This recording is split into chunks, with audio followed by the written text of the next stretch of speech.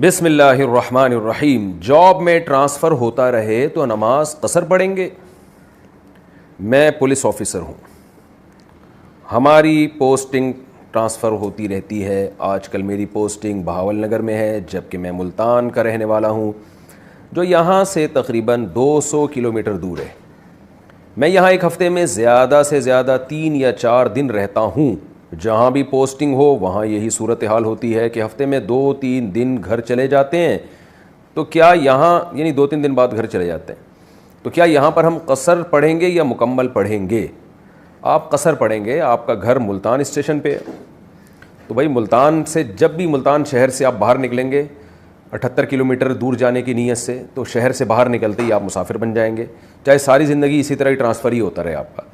جب تک کسی شہر میں آپ 15 دن ٹھہرنے کی نیت نہیں کر لیتے, اس وقت تک آپ قصر نماز ہی پڑھتے رہیں گے. 15 دن ٹھہرنا نہیں, ٹھہرنے کی نیت. اگر آپ 15 دن کسی شہر میں ٹھہر گئے لیکن آپ کنفیوز تھے کہ پتہ نہیں کتنے دن ٹھہروں گا, تو بھی آپ قصر ہی پڑھتے رہیں گے. آپ جس دن آپ نے نیت کی کہ آج کے بعد میں یہاں 15 دن ٹھہروں گا, تو اس دن سے آپ پوری نماز پڑھیں گے. لیکن اگر کنفیوژن میں 1 مہینہ بھی گزر جائے تو آپ نے قصر ہی پڑھنی ہے, 2 رکعتیں والی نماز ہی پڑھنی ہے. ہاں, جب آپ اپنے شہر میں داخل ہوں گے تو بے شک 1 سیکنڈ کے لیے بھی داخل ہوں آپ پوری نماز پڑھیں گے. انسان اپنے شہر میں 1 دن کے لیے بھی آئے مسافر نہیں ہوتا, اور اپنے شہر سے باہر کسی اور شہر میں جب جائے گا 78 کلومیٹر دور جانے کی نیت سے, تو شہر سے باہر نکلتے ہی مسافر بن جائے گا. اور جب تک کسی شہر میں جس دن وہ نیت کرے گا کہ میں آج کے بعد سے 15 دن ٹھہروں گا, تو اس دن تو پوری پڑے گا, اور جب تک ایسی نیت نہیں ہوگی تو قصر ہی پڑتا رہے گا. بیٹے کو تولنے کی منت ماننا. میرا بیٹا بیمار ہوا تھا تو میری ساس نے منت مانی تھی کہ اگر یہ صحیح ہو گیا تو میں اس کو تول کر آؤں گی. جہاں تک میرا ماننا ہے تو یہ تولنا وغیرہ بدعت عمل ہے. اس صورت میں مجھے کیا کرنا چاہیے؟ زبیر راجستھان سے. یہ تولنا کیا ہوتا ہے فرسٹ ٹائم سن رہا ہوں, بیٹے کو تول کے کیا مطلب؟ بہرحال یہ نظر جو ہے نا عبادت کی منعقد ہوتی ہے, یہ تولنا کوئی عبادت نہیں ہے, اس کی نظر منعقد نہیں ہوگی. تو باقی مجھے نہیں صحیح پتہ یہ تولنا کی منت کیا ہوتی ہے. سحری میں انڈا یا مچھلی کھانا کیا مکروہ ہے؟ کیا سحری میں انڈا اور مچھلی کھا سکتے ہیں؟ کچھ لوگ کہتے ہیں کہ یہ مکروہ ہے. محمد راشد انڈیا سے کوئی مکروہ نہیں ہے, انڈے بھی کھائیں مچھلی بھی کھائیں, پھوڑیں آپ کھانے کے بجائے, جائز ہے بالکل, بہت اچھی چیز ہے. انڈا بھی فل آف پروٹین. ڈاکٹر لوگ کہتے ہیں کہ اتنے سستے میں اتنی سی جگہ پہ اتنے سارے پروٹین انڈے کے علاوہ کسی اور چیز میں جمع نہیں ہوتے. یعنی غریب آدمی کے لیے پروٹین سے بھرپور ایک چیز ہے سستے میں. انڈا نہیں کھائیں گے تو پھر کیا کھائیں گے آپ بتاؤ؟ اور حکیم لوگوں کی بات بھی بتا دوں, حکیم لوگ کہتے ہیں کہ انڈا ہمیشہ ہاف بوائل کھانا چاہیے, فل بوائل انڈا نہیں کھانا چاہیے. زردی کو فل بوائل کرنے سے ہضم میں مسائل ہوتے ہیں. تو یہ میں نے تجربہ بھی کر کے دیکھا ہے کہ آپ اگر زردی مکمل بوائل کر لیں گے نا, بالکل ہی پک جائے گی, تو وہ ہضم کرنا واقعی مشکل ہوتی ہے. یہ مشاہدے پر مبنی ایک حقیقت ہے. تو ہاف بوائل زردی جب ہوتی ہے تھوڑی سی کچی پکی, اس کو ہضم کرنا آسان ہوتا ہے. تو یہ ایک رپورٹ ہے. جب انڈے کی بات آئی تو ہم نے کہا چلو رپورٹ بھی پیش کر دیں. باقی مچھلی تو مچھلی ہے. بالوں میں تیل لگانے اور کنگھی کرنے کا مسنون طریقہ. داڑھی کے بالوں میں اور سر کے بالوں میں تیل لگانے کا اور کنگھی کرنے کا سنت طریقہ کیا ہے؟ نیز کیا ہر روز کنگھی کرنا غلط بات ہے؟ پرویز گجرات انڈیا سے. دیکھیں, داڑھی میں اور سر کے بالوں میں تیل لگانے اور کنگھی کرنے کا کوئی مخصوص طریقہ نہیں ہے. بس اتنا ہے کہ دائیں طرف پہلے کریں اور بائیں طرف بعد میں. حضرت عائشہ رضی اللہ تعالیٰ عنہ فرماتی ہیں کان النبی صلی اللہ علیہ وسلم یحب التیامن فی کل شیء. ہر چیز میں دائیں طرف کو آپ ترجیح دیتے تھے, حتیٰ کہ قمیص پہننے میں, جوتا پہننے میں اور کنگھی کرنے میں بھی. تو سیدھے ہاتھ کے بال پہلے بنائیں, داڑھی جب کرنی ہو تو سیدھے ہاتھ کی طرف کنگھا پہلے کریں, لیفٹ میں اس کے بعد کریں. تو یہ بہتر عمل ہے. تیل لگانے میں بھی ایسی سیدھی طرف پہلے لگا دیں, بائیں طرف بعد میں لگا دیں. باقی ایک حدیث میں آتا ہے کہ آپ صلی اللہ علیہ وسلم وقفے وقفے سے بال بنایا کرتے تھے, مگر یہ چیزیں سنت عادیہ سے اس کا تعلق ہے. اگر آپ سمجھتے ہیں کہ آپ کو روزانہ بال بنانے ہیں تو آپ روزانہ بال بنائیں. یہ جو بال بنانے کا عمل ہے اس کا ضرورت سے, آپ کے کلچر سے, آپ کے معاشرے سے اور آپ کی ضرورت سے اس کا تعلق ہے. اس کا براہ راست شریعت سے کوئی تعلق نہیں ہے. تو اس لیے اگر کسی کو کوئی یہ ضرورت محسوس کرتا ہے کہ روزانہ اس کو بال بنانے پڑیں گے ورنہ وہ بال بالکل ہی عجیب سے بن جاتے ہیں, بعد میں بنانا پھر اور مشکل بھی ہوتا ہے, تو وہ روزانہ بال بنا لے. کھانے والے برتن میں ہاتھ دھونے کا حکم. دسترخوان پر بیٹھ کر جس برتن میں کھانا کھایا جاتا ہے اس برتن میں ہاتھ دھونا کیسا ہے؟ راشد صاحب انڈیا سے. کھانا کھا کے اسی برتن میں ہاتھ دھو سکتے ہیں, کوئی حرج نہیں ہے. کہیں اور بھی دھو سکتے ہیں, اگر جس میں سہولت ہو وہ کام کرنا چاہیے. اس کا شریعت سے کوئی تعلق نہیں ہے براہ راست. بڑے بھائی نے زمین خریدی تو چھوٹے بھائیوں کا حصہ ہوگا. سوال ہے بھائی, ہم 4 بھائی ہیں, بڑے بھائی نے باہر جا کر پیسے بھیج کر زمین خریدی تھی, تب ہم شراکت دار تھے یعنی اکٹھے رہ رہے تھے, ابھی ہم الگ الگ ہو گئے ہیں, تو کیا اس وقت جو بھائی چھوٹے تھے اب ان کا اس زمین میں حصہ ہوگا یا نہیں؟ واحد جمال ثوابی سے نہیں ہوگا. اصل حکم یہی ہے, انسان جو چیز اپنے پیسے سے خریدتا ہے وہ اسی کی سمجھی جاتی ہے جب تک کہ وہ ہدیہ یا ہبہ کی تصریح نہ کرے. تو آپ کے بڑے بھائی نے اگر باہر جا کے جاب کر کے پیسہ کمایا اور یہاں بیچ کے اور کہا کہ زمین خرید لو, بے شک یہ نیت تھی کہ سب اس میں رہیں گے, لیکن مالک بہرحال وہ بھائی ہی ہوگا جب تک کہ وہ واضح طور پہ تصریح ثابت نہ ہو جائے کہ بھئی اس نے یہ کہا ہو کہ بھئی یہ میں بھائیوں کے لیے خرید رہا ہوں. یعنی بھائیوں کے لیے کا مطلب بھائیوں کو ملکیت میں دینے کے لیے, یعنی بھائیوں کو ہبہ کرنے کے لیے. تو جب تک ایسی تصریح نہیں ہے تو یہی سمجھا جائے گا کہ جس نے زمین خریدی تھی وہی جس کے پیسوں سے خریدی گئی ہے وہ اس کا مالک ہے, تو لہٰذا اس میں وراثت کے احکام جاری نہیں ہوں گے اور دوسرے بھائی بھی شریک نہیں ہوں گے. یعنی وراثت کا مطلب ابا کے مرنے پر اس میں کوئی حصہ نہیں ہے کسی کا.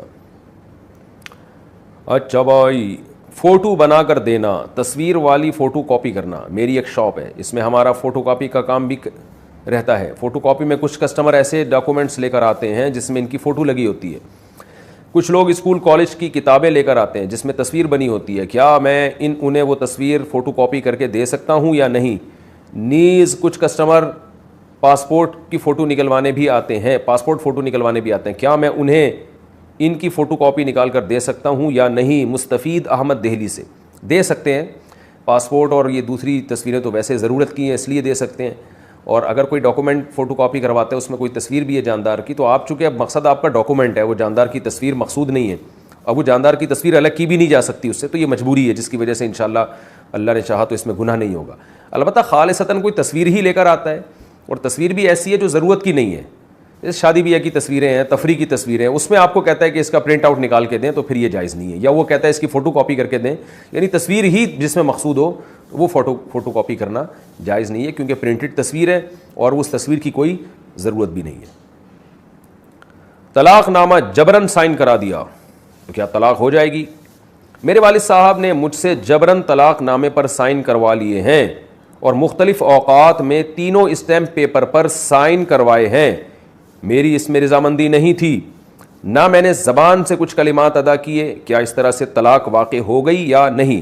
اور جبر کا مطلب گھر والوں کی طرف سے ذہنی دباؤ تھا, امی ابو بہن بھائیوں کی طرف سے, کہ قطع تعلق کر لیں گے, کاروبار سے بے دخل کر دیں گے وغیرہ. اس بارے میں رہنمائی فرمائیں. یہ مسئلہ بہت اہم ہے, اس میں میں اس وقت اہل علم سے بھی تھوڑا سا خطاب کر رہا ہوں, صرف عوام سے نہیں. دیکھیے اتنی بات تو علماء بھی جانتے ہیں, یعنی علماء سے میری مراد بڑے علماء نہیں ہیں جو دارالفتہ میں ہم جیسے لوگ جو کام کر رہے ہیں, جو مختلف دارالفتاؤں میں, اتنی بات تو فقہاء نے کتابوں میں لکھی ہوئی ہے کہ تحریری طلاق اگر جبرن دی جائے تو واقع نہیں ہوتی. اتنی بات تو سب دارالفتہ سے یہی فتویٰ دیا جاتا ہے کہ زبان سے اگر کسی نے طلاق دی ہے تو جبری طلاق بھی واقع ہو جائے گی, لیکن اگر تحریری طور پر لکھ کر دی ہے تو جبری واقع نہیں ہوتی. یہ تو سب دارالفتاؤں سے یہی فتویٰ دیا جاتا ہے. لیکن جبر کا مطلب کیا ہے؟ جبر کا مطلب عام طور پر یہ سمجھا جاتا ہے کہ گن پوائنٹ پہ یا بہت بے تحاشا مار پیٹ کے,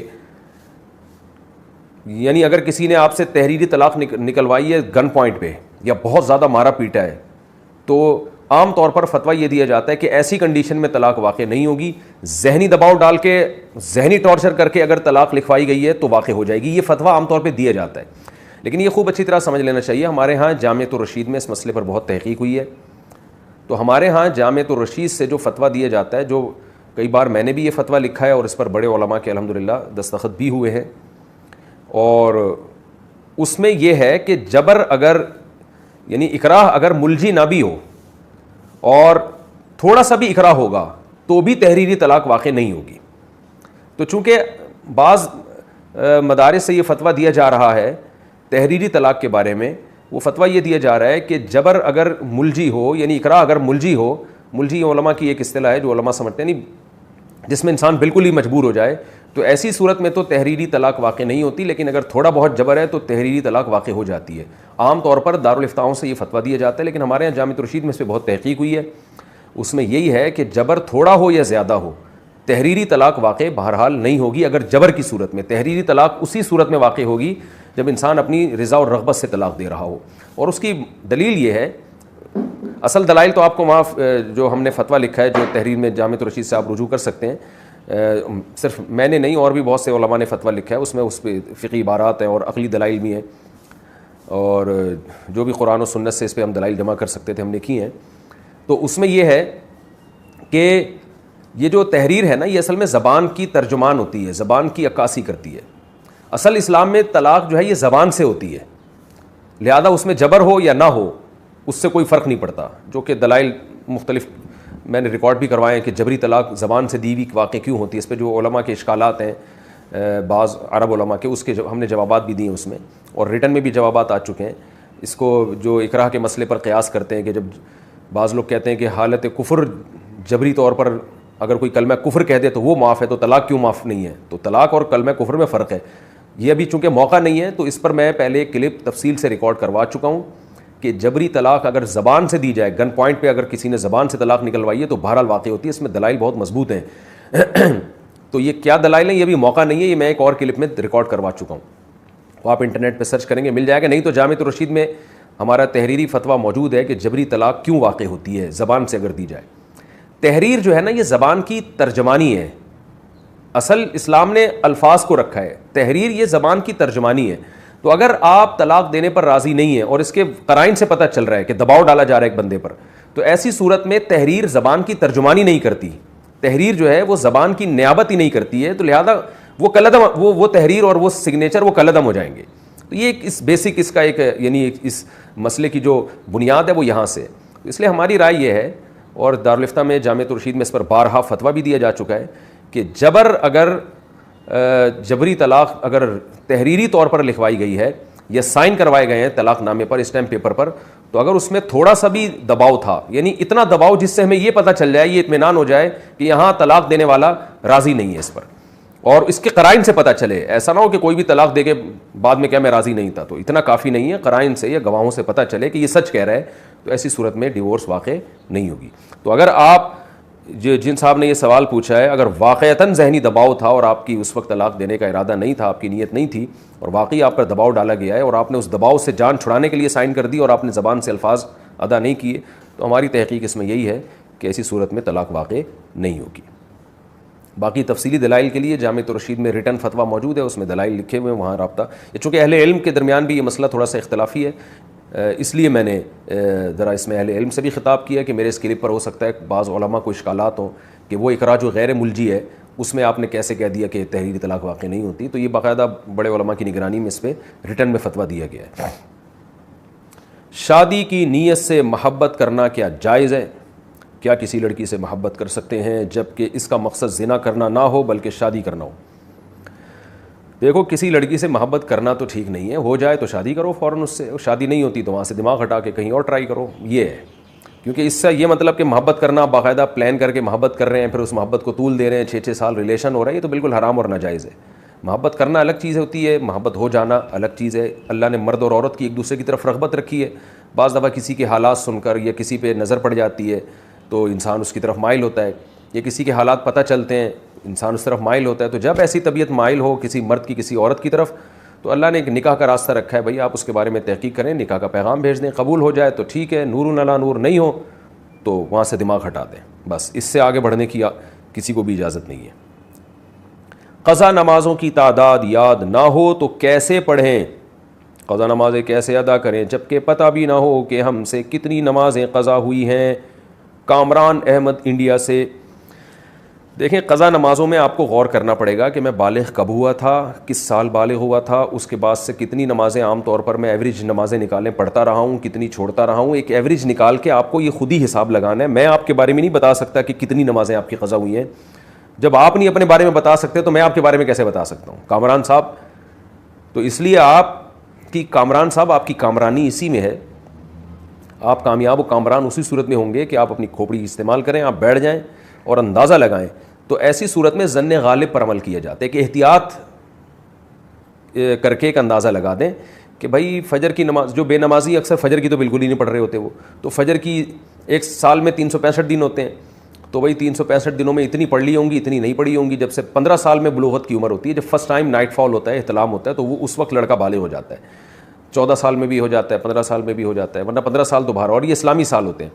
تو آپ اندازہ لگا لیں ایک سال میں, اچھا اسلامی سال میں تو دن بھی کم ہوتے ہیں, تو ایک اندازہ لگا لیں آپ کہ بھئی ایک سال میں اتنی فجر چھوڑی ہوں گی, اتنی ظہر چھوڑی ہوں گی, 365 دنوں کے حساب سے یا 355 دنوں کے حساب سے لگا لیا, اور ایک ڈائری بنائیں, اس میں لکھیں کہ بھئی فجر کی اتنی نمازیں, ظہر کی اتنی, عصر کی اتنی, مغرب کی اتنی, عشاء کی اتنی. اور احناف کے ہاں چونکہ وطر بھی واجب ہے, اس کے کیا دلائل ہیں یہ بھی موقع نہیں ہے, تو وطر بھی قضا کرنا واجب ہے, تو اس کی بھی قضا کرنی پڑے گی. تو اتنے وطر چھوٹ گئے ہیں مجھ سے. تو اس طرح سے پھر جو نماز آپ پڑھتے چلے جائیں اس کو کاٹتے چلے جائیں. یہ لکھنا ضروری ہے, کیونکہ میں نے دیکھا ہے جو لوگ قضائے عمری صرف اندازے سے شروع کر دیتے ہیں نا, وہ پھر بہت کنفیوز ہو جاتے ہیں بعد میں, وہ پڑھتے رہتے ہیں ان کو پتہ ہی نہیں چلتا. تو ڈائری میں لکھیں ضرور کہ اتنی نمازیں میرے ذمہ باقی ہیں, اور جو ہوتی چلی جائے اس کو یعنی اس کو کٹ کرتے چلے جائیں یا ریکارڈ میں لکھتے چلے جائیں. تو اس میں پھر یہ ہے کہ ترتیب سے پڑھنا ضروری نہیں ہے کہ فجر پہلے پھر ظہر پہلے. یہ بھی ہو سکتا ہے ساری فجر پہلے نمٹا دیں, ساری ظہریں اس کے بعد, ساری عصریں اس کے بعد, ساری مغربیں اس کے بعد, ساری عشاء اس کے بعد, سارے وطر اس کے بعد. یہ بھی ہو سکتا ہے. یہ بھی ہو سکتا ہے کہ ترتیب سے پڑھیں, فجر کے ساتھ فجر, ظہر کے ساتھ ظہر, عصر کے ساتھ عصر. وہ آپ پر ہے. نیت کیسے ہوگی؟ نیت یہ ہوگی, اب آپ کو کیا پتا آپ کس دن کی فجر پڑھ رہے ہیں, تو آپ جب نیت یعنی فجر پڑھیں گے تو یہ نیت کریں گے, اچھا فجر کی نماز قضا نماز ظہر میں بھی پڑھی جا سکتی ہے, ظہر کی فجر میں پڑھی جا سکتی ہے, یعنی اس کے کوئی مخروط ٹائم نہ ہو, باقی کسی بھی ٹائم پڑھی جا, عصر کے بعد بھی پڑھی جا سکتی ہے, فجر کے فرض کے بعد بھی پڑھی جا سکتی ہے. فجر اور عصر کے بعد نوافل جائز نہیں ہے, لیکن پچھلی قضا نماز بہرحال جائز ہے. تو نیت کیسے ہوگی؟ نیت ایسے ہوگی جب آپ مثلاً فجر پڑھیں گے تو آپ یہ نیت کریں گے, دل میں ایک تھوڑا سا سوچ لیں گے کہ میرے ذمے جتنی بھی فجر کی نمازیں باقی ہیں, تو ان میں جو سب سے پہلے نمبر پہ نماز آتی ہے نا, وہ والی پڑھ رہا ہوں اس وقت میں. تو نیت باندھ لیں آپ. پھر جب دوبارہ فجر کی نماز قضا کریں گے تو بھی یہی نیت کریں گے کہ میرے ذمے جتنی بھی فجر کی نمازیں باقی ہیں ان میں جو سب سے پہلے نمبر پہ آتی ہے وہ والی پڑھ رہا ہوں, کیونکہ جو اس سے پہلے پڑھی ہے وہ تو اب ذمے میں آ ہی نہیں رہی نا, وہ تو ہو گئی. تو اب جو ذمے میں آتی ہے ان میں سب سے پہلی والی. تو اسی طرح سب سے ظہر میں یہی نیت کہ میرے ذمے جتنی بھی ظہر کی نمازیں ہیں ان میں جو سب سے پہلے نمبر پہ ظہر کی نماز آتی ہے, جو میرے ذمے میں باقی رہ گئی ہیں, ان میں سب سے پہلی نماز پڑھ رہا ہوں میں. پھر جب دوبارہ ظہر پڑھیں گے تو بھی یہی نیت کہ جو نمازیں میرے ذمے میں ظہر کی باقی رہ گئی ہیں ان میں جو سب سے پہلے نمبر پہ ظہر آتی ہے وہ والی پڑھ رہا ہوں میں. اسی طرح نمازیں آپ پڑھتے چلے جائیں, اور اللہ کرے یہ فریضہ جلدی ہو, جلدی سے جلد ادا ہو جائے. اور یہ جو لوگ کہتے ہیں نا کہ جب نمازیں اتنی ساری رہ جائیں تو قضا ذمے میں یعنی ہے ہی نہیں, یہ بالکل غلط قول ہے, اس کی کوئی دلیل نہیں ہے کسی کے پاس. نماز میں اصل یہی حکم ہے, قرآن و سنت سے واضح طور پہ پتہ چلتا ہے کہ جب وہ قضا ہوگی تو چاہے جان کر قضا کی ہو, بھولے سے قضا کی ہو, بہرحال آپ نے توبہ بھی کرنی ہے اور اس کی قضا بھی کرنی ہے. ہمیں کوئی ایسا ثبوت نہیں ملتا قرآن و سنت سے کہ صرف توبہ سے وہ نماز معاف ہو جائے گی اور قضا پڑھنے کی ضرورت نہیں ہے. حدیث میں آتا ہے دین اللہ احق و ان یقضی, صحیح حدیث ہے کہ اللہ کا قرضہ اس بات کے زیادہ لائق ہے کہ اس کو ادا کیا جائے. تو یہ بالکل ایک باطل قول ہے, کلعدم قول ہے جو ہمارے اہل حدیث بھائی کہتے ہیں کہ قضاء عمری اسلام میں نہیں ہے. یہ بالکل کلعدم قول ہے, اس کی وجہ سے آپ اپنے ذمے نمازوں کا بوجھ لے کے جائیں, یہ بالکل غلط ہے. توبہ سے گناہ معاف ہوتے ہیں, قضائیں معاف نہیں ہوتی توبہ سے, یہ خوب اچھی طرح سمجھ لیں. ہاں کوئی غیر مسلم اگر مسلمان ہوا ہے اس کے ذمے قضاء عمری نہیں ہے, کیونکہ جب وہ غیر مسلم تھا تو نماز اس پہ فرض ہی نہیں تھی. جس دن اسلام قبول کرے گا اس دن کے بعد سے جو نمازیں چھوٹیں گی وہ اس پہ قضا اس کی لازم ہوگی. تو یہ اجماعی مسئلہ ہے, اس میں اختلاف کی گنجائش نہیں ہے. فجر کی سنتیں رہ جائیں تو کب پڑھیں؟ کیا ہم فجر کی نماز کے بعد سنت پڑھ سکتے ہیں؟ بعض لوگ بولتے ہیں کہ تم پڑھ سکتے ہو اور بعض لوگ کہتے ہیں کہ نہیں بلکہ طلوع آفتاب کے بعد پڑھ سکتے ہو. اس بارے میں رہنمائی فرمائیں. عاصم نصیر کشمیر سے. یہ مسئلہ علماء کے مابین اختلافی ہے. امام احمد بن حنبل, امام شافعی کے نزدیک جائز ہے کہ فجر کی فرض نماز کے فوراً بعد آپ سنتیں پڑھ لیں, لیکن امام حنیفہ رحمہ اللہ تعالیٰ کے نزدیک فوراً بعد نہیں بلکہ اشراق کے وقت آپ پڑھیں. اور یہ عبداللہ بن عمر سے ثابت بھی ہے عملاً کہ, اور یہ جو حدیث میں آتا ہے کہ نماز کے بعد سنتیں پڑھی جائیں, تو احناف کے ہاں اس کا مطلب یہی ہے کہ نماز کے بعد اس وقت جب مکروہ وقت گزر جائے, اور وہ اشراق کے وقت گزر چکا ہوتا ہے, کیونکہ فجر کی نماز کے بعد نوافل نہیں ہے.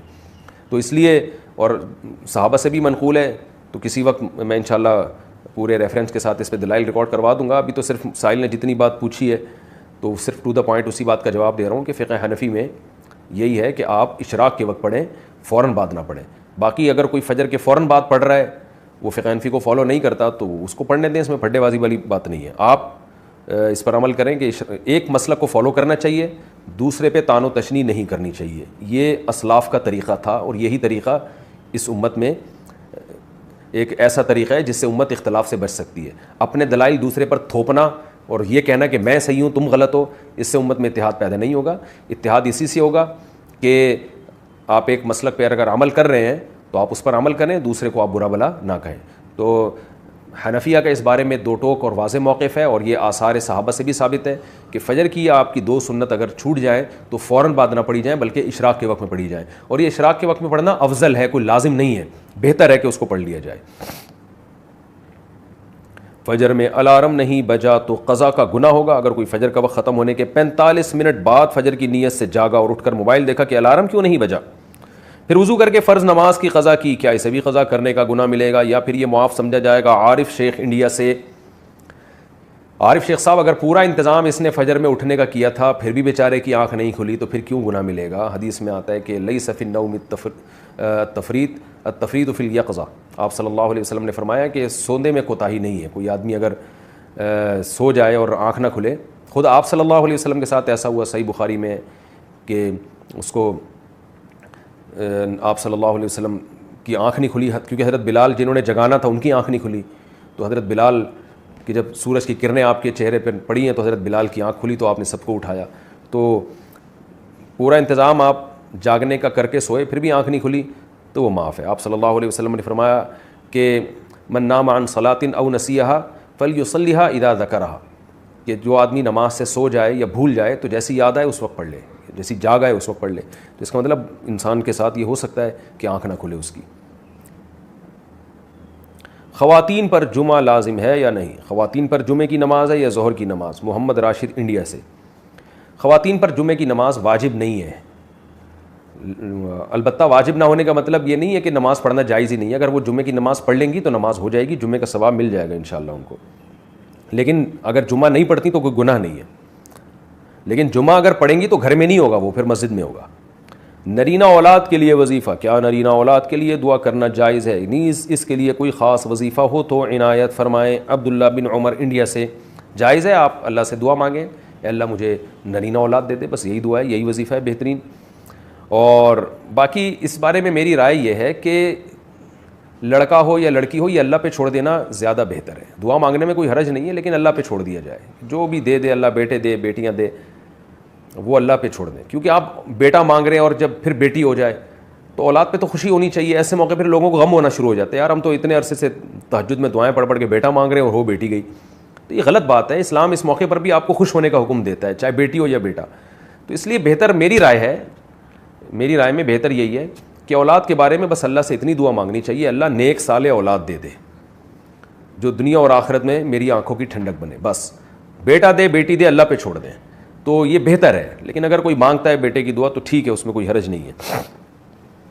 کیا چھوٹے بچوں کو مارنا ناجائز ہے؟ آج کل عموماً قاری حضرات بچوں کو مارتے ہیں اور سنا ہے کہ نابالغ بچے کو مارنا کسی صورت میں جائز نہیں. اس بارے میں رہنمائی فرمائیں. جنید کراچی سے. جی بالکل صحیح سنا ہے, نابالغ بچے پہ ہاتھ اٹھانا جائز نہیں ہے. ایک صورت میں جائز ہے کہ اس کے والدین سے تربیت کے لیے پرمیشن لے لی جائے, لیکن اس میں بھی بہت ہلکا پھلکی مار, اور وہ بھی بہت شدید مجبوری میں. تھپڑ اٹھا کے مارنا اور کوٹنا بالکل حرام ہے. اور نابالغ بچے کے حقوق خوب سمجھ لیں, بالغ بچے سے زیادہ ہیں. تو اگر کسی مدرسے میں یا کسی اسکول میں ٹیچر یا گھر کے بڑے ہی نابالغ بچے کو بے تحاشا مارتے ہیں تو یہ بہت سخت گناہ کی بات ہے. اس طرح مائیں بعض دفعہ بہت زیادہ کوٹتی ہیں بچوں کو, اور ذرا سی بات پہ جھگڑا شوہر سے ہوتا ہے, غصہ بچے پہ اتار رہی ہوتی ہیں. بعض دفعہ مرد بچوں کو کوٹ رہا ہوتا ہے, جھگڑا بیوی سے ہو رہا ہے اور غصہ اپنا بچوں پہ اتار رہا ہے. تو نابالغ بچے نا بعض گھروں میں بیچارے ایسے ہی, ایک جو عادت جس سے اپنی ٹھڑک پوری کرنی ہوتی ہے مارنے کی, وہ بچوں پہ آ کے پوری کرتا ہے. وہ بچہ بیچارہ کیا کرے گا, وہ تو نابالغ ہے, وہ انتقام نہیں لے سکتا. لینا بھی نہیں چاہیے والدین سے انتقام, لیکن وہ اور زیادہ بیچارہ, اس کو تو پتہ ہی نہیں ہوتا میرے اوپر ظلم ہو رہا ہے. تو یہ اللہ کو آخرت میں جواب دینا پڑے گا. تو بہت اعتدال کے ساتھ, اعتدال کے اندر رہتے ہوئے کسی حد تک سختی کرنا یا ہاتھ اٹھانا اعتدال کے اندر رہتے ہوئے یہ جائز ہے, لیکن چند شرطوں کے ساتھ. ایک تو بہت شدید مجبوری ہو, اس کے بغیر تربیت ہو نہ سکتی ہو. دوسری بات یہ کہ اس میں والدین کی پرمیشن بھی ہو. دونوں میں سے ایک چیز بھی اگر مفقود ہوگی تو پھر کسی استاذ کے لیے اس کی قطعاً اجازت نہیں ہے کہ وہ نابالغ بچے پہ ہاتھ اٹھائے. اور دوسری بات یہ بھی سمجھ لیں کہ جو تربیت پیار اور محبت سے ہوتی ہے وہ مار سے ہرگز نہیں ہوتی ہے. یہ بھی نوٹ کرنے کی چیز ہے. تو مار تو ایک بالکل آخری درجہ ہے, اور وہ بھی اعتدال سے بالکل آخری درجہ ہے, اور وہ بھی شدید مجبوری میں. نارملی میں نے خود مشاہدہ کیا ہے, اپنے بچوں پہ بھی تجربہ کیا ہے, اور اب میں تو بچوں کو پڑھاتا بھی رہا ہوں مدرسوں میں.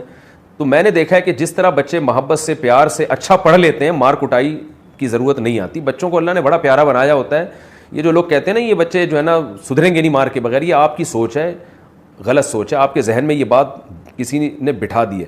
میں نے خود بچوں کو پڑھایا ہے کئی سال, چھوٹے بچوں کو, تو میں نے دیکھا ہے بچوں سے ہنسی مذاق پیار محبت سے لطیفے سنا کے اور ایسے شکلیں بنا کے آپ ان کو پڑھاتے رہے نا, ہنستے کھیلتے رہتے ہیں اور اتنا اچھا پڑھتے ہیں, زیادہ شوق سے پڑھتے ہیں. تو یہ تو پتہ نہیں کہاں سے ہمارے معاشرے میں کس نے یہ دماغ میں ایک بات ڈال دی ہے کہ بچہ مار پیٹ کے بغیر نہیں پڑھے گا. اور بعض جگہوں پہ ہوتا ہے بہت بے تحاشا مارتے ہیں. تو ہم تو پڑھاتے رہے الحمدللہ, ایسا پیار محبت سے ایسے ان کو چٹکلے سنا کے بہت اچھا پڑھتے ہیں, زیادہ اچھا پڑھ لیتے ہیں. بہرحال ہوتے ہیں 100 میں ایک آدھ بہت ڈھیڑ بھی ہوتا ہے. تو اگر کوئی ایسا ڈھیڑ بچہ ہے تو بقدر ضرورت اس کو بوقت ضرورت اور بقدر ضرورت والدین کی پرمیشن سے اعتدال کے ساتھ اس پہ ہاتھ اٹھایا جا سکتا ہے, لیکن بہت اعتدال کے ساتھ, یہ سوچ کر کہ آخرت میں مجھے اس کا جواب دینا ہے. اذان کے وقت تلاوت کا حکم, کیا اذان ہو رہی ہو تو قرآن پڑھنا جائز ہے؟ رضوان تلگنگ سے جائز تو ہے لیکن بہتر نہیں ہے. اذان ہو رہی ہو, بہتر یہ ہے کہ قرآن کی تلاوت کو بند کر کے اذان کا جواب دیا جائے.